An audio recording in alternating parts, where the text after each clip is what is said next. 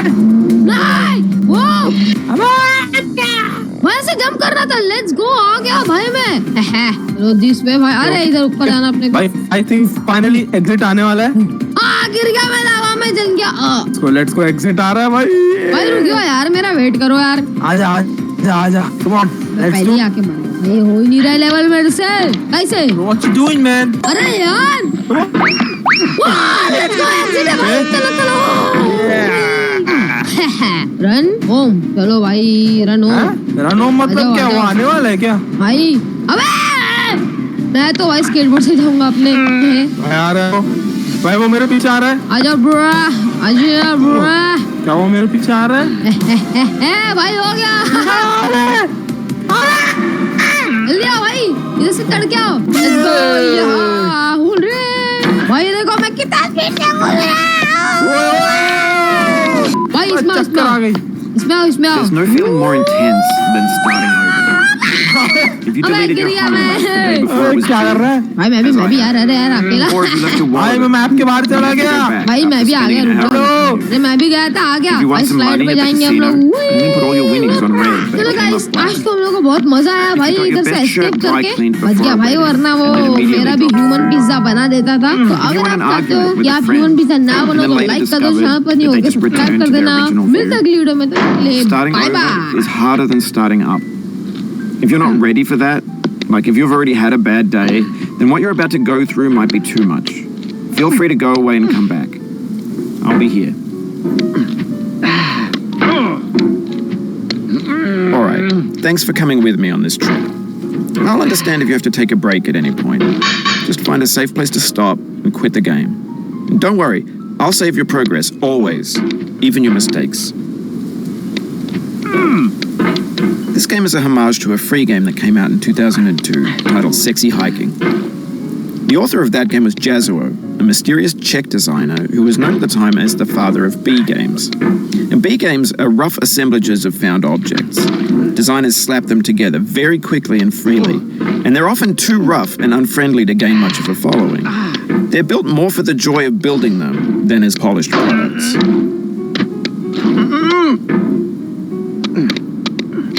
In a certain way, Sexy Hiking is the perfect embodiment of a B game. It's built almost entirely out of found and recycled parts, and it's one of the most unusual and unfriendly games of its time. In it, your task is simply to drag yourself up a mountain with a hammer. And that act of climbing, in the digital world or in real life, has certain essential properties that give the game its flavor. No amount of forward progress is guaranteed. Some cliffs are too sheer or too slippery, and the player is constantly, unremittingly in danger of falling and losing everything. Anyway, when you start Sexy Hiking, you're standing next to this dead tree that blocks the way to the entire rest of the game. It might take you an hour to get over that tree, and a lot of people never got past it. You prod and you poke at it, exploring the limits of your reach and your strength, trying to find a way up and over. And there's a sense of truth in that lack of compromise. Most obstacles in video game worlds are fake. You can be completely confident in your ability to get through them once you have the correct method or the correct equipment or just by spending enough time. In that sense, every pixelated obstacle in Sexy Hiking is real.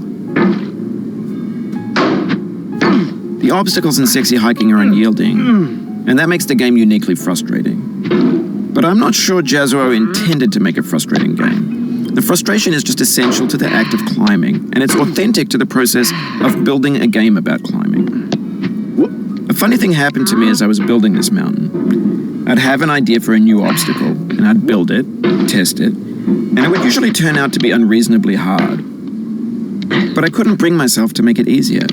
It already felt like my inability to get past the new obstacle was my fault as a player rather than as a builder. Imaginary mountains build themselves from our efforts to climb them, and it's our repeated attempts to reach the summit that turns those mountains into something real. When you're building a video game world, you're building with ideas, and that can be like working with quickset cement. You mold your ideas into a certain shape that can be played with, and in the process of playing with them, they begin to harden and set until they're immutable, like rock. And at that point, you can't change the world. Not without breaking it into pieces and starting fresh with new ideas. For years now, people have been predicting that games would soon be made out of prefabricated objects, bought in a store and assembled into a world. And for the most part, that hasn't happened, because the objects in the stores are trash. I don't mean they look bad or that they're badly made, although a lot of them are. I mean they're trash in the way that food becomes trash as soon as you put it in the sink. Things are made to be consumed and used in a certain context, and once the moment is gone, they transform into garbage. In the context of technology, those moments pass by in seconds. Over time, we've poured more and more refuse into this vast digital landfill that we call the internet.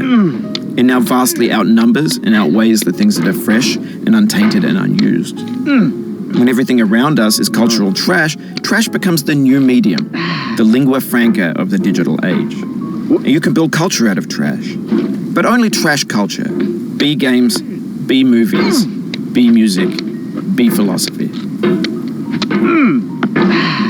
Maybe this is what digital culture is. A monstrous mountain of trash, the ash heap of creativity's fountain. A landfill with everything we ever thought of in it. Grand, infinite, and unsorted.